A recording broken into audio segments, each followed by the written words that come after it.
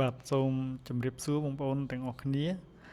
សិស្សនិស្សិតដែលកំពុងតែស្រាវជ្រាវឬក៏រៀនព្យាបាលជំងឺសត្វដោយខ្លួនឯងថ្ងៃនេះដែរលោកគ្រូនឹងបង្ហាញឱសថអង់ទីប៊ីយោទិកในការព្យាបាលជំងឺសត្វជាបន្តទៀតថ្ងៃនេះលោកគ្រូនឹងលើកយកការប្រើប្រាស់អង្គរ flow section ដែលជាអង្គទីប៊ីយោទិកស្ថិតនៅក្នុងក្រុម Quinolone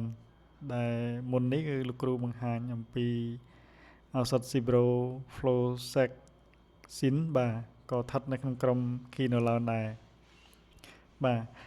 អង្គរ Fluoxetine មានសកម្មភាពប្រឆាំងយ៉ាងខ្លាំងបំផុតចំពោះបាក់តេរីក្រាមបូកនិងក្រាមដកនិងបាក់តេរីដទៃទៀតវាបង្ហាញនៅសកម្មភាពខ្លាំងនៅពេលដែលប្រើវាក្នុងបរិមាណតិចជាងអង្គទីប៊ីយោទិកដទៃទៀតមានភាពដាក់សិទ្ធល្អក្នុងការប្រឆាំងនឹងបាក់តេរីជាច្រើនដែលស៊ាំទៅនឹងអង្គទីប៊ីយោទិកផ្សេងៗទៀតការជ្រាបចូលយ៉ាងលឿនទៅក្នុងសរីរាង្គ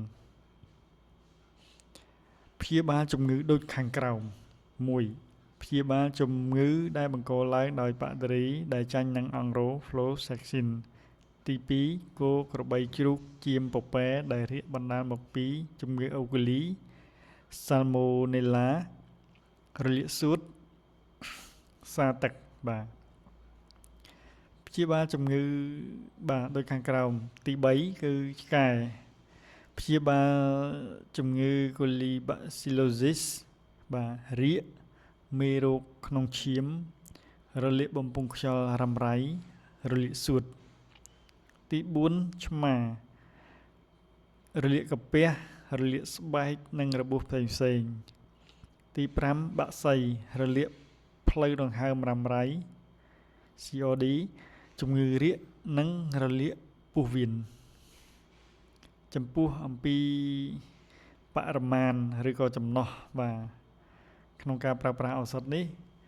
គឺយើងអាចប្រើទៅលើគោក្របីចៀមពពែជ្រូកឆ្កែឆ្មានិងបាក់សីបាទចំពោះគោ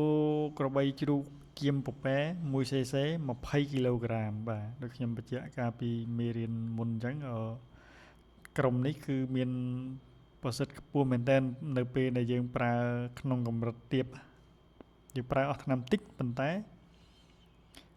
ព្យាបាលមានប្រសិទ្ធភាពបាទ 1cc ដល់ទៅ20គីឡូយើងអាចចាក់តាមសារស្បែកនិងសាច់តុំឆ្កែឆ្មា 1cc ទៅ 2cc 20គីឡូបាទអញ្ចឹងបានន័យថា 1cc អាច20គីឡូឬក៏ 1cc 10គីឡូយើងអាចចាក់តាមសារស្បែកហើយនឹងសាច់ដុំចំពោះបាក់សីវិញគឺយើងប្រើ 0.3cc បាទក្នុង1គីឡូក្រាមបាទយើងអាចចាក់សារស្បែកឬក៏សាច់ដុំមុននឹងប្រើប្រាស់សូមបងប្អូនអានការណែនាំលើសម្បកថ្នាំឬក៏ពិគ្រោះជាមួយនឹងបសុពេទ្យមុននឹងប្រើប្រាស់ព្យាបាលរយៈពេល3ថ្ងៃជាប់គ្នាបាទអញ្ចឹងចំពោះឱសថអង្គរ Fluoxetine នេះគឺគេផលិតមកជាទម្រង់ទឹកបា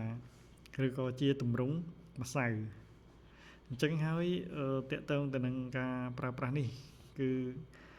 មុននឹងយកមកប្រើប្រាស់សូមពិនិត្យទៅលើសម្បកថ្នាំឬក៏សម្បកដូបថាគេឲ្យយើងប្រើឬក៏ចាក់ថ្នាំទៅលើសត្វហ្នឹងបាទក្នុងកម្រិត 1cc ហ្នឹងប្រមាណគីឡូឬក៏ក្នុងមួយកញ្ចប់ហ្នឹងមានប្រមាណមីលីក្រាមហើយលាយជាមួយទឹកឬក៏លាយជាមួយចំណី